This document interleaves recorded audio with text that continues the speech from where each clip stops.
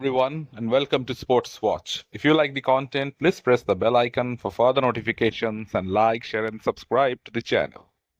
The BCCI has announced that it wants Rohit Sharma to captain the Indian Test side in the five-match series against England. That's after a hugely successful campaign in the Champions Trophy. Rohit Sharma led his team to yet another ICC title. India have now won back-to-back ICC titles under Rohit's captaincy and have played the finals of the 50-over World Cup as well. They won the last two tournaments undefeated. So there is no denying Rohit Sharma's credentials as a skipper in the white ball format. He is one of the greatest and most successful captains India has ever had. While India have been hugely successful in the limited over format, their performances in the test arena has dipped. One of the major reasons for this decline is the form of the Indian top order and their inability to score runs. They were whitewashed at home by New Zealand, and then they had a miserable tour of Australia. Things just went from bad to worse. Rohit Sharma had a miserable tour of Australia. He averaged in single digits across three tests. He had to drop himself from the final test because of his poor form. Now, form can desert anyone at any given time, and Rohit is 37 years old. At this age, your reflexes lessen, you become a tad slower, your feet don't move as they used to. So all these could have contributed to his downfall as a batter. Another thing to remember is Rohit Sharma completely changed his approach of playing white ball cricket. He usually sets the tone up front with his aggressive batting. He goes for the bowling right from the very first ball and keeps the opposition under huge pressure. While he has been hugely successful in the limited over format, his test batting has suffered. Test cricket is a battle of attrition. You have to play well for longer periods of time to get your hands raised. So the mentality of batting long has to be there. Most of the Indian players are stroke players, and most of them play the T20 and the ODI formats. So when it comes to test batting, most of them are found wanting. There has to be a fine balance between test cricket and ODI cricket. Batters going into bat need to be aware that they have to bat for longer periods of the game to leave the bad ball outside the off stump and then do the hard yards and score runs. Of late, this approach has been missing from the entire Indian team. And one of the main causes for this is none of them play domestic cricket anymore. The likes of Virat Kohli and Rohit Sharma haven't played domestic cricket in over a decade. And now with this dip in form, the BCCI has forced their hand to play domestic cricket once more. Anyone who wishes to play test cricket has to perform in the domestic arena. That's the criteria for selection in the test team. And so we saw, after a long gap of nearly 12 years, both Rohit and Virat returned to the domestic arena.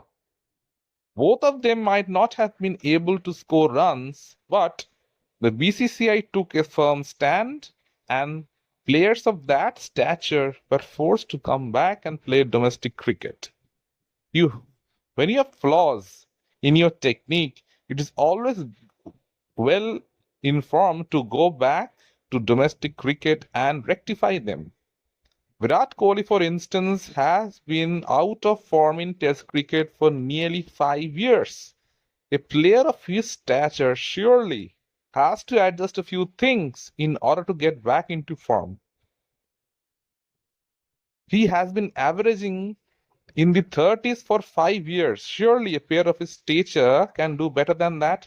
In the recently concluded series in Australia, time and again he got out to chasing balls way outside the off stump. The Australians made it a point to bowl continuously outside of the off-stump to in, and Kohli succumbed every single time.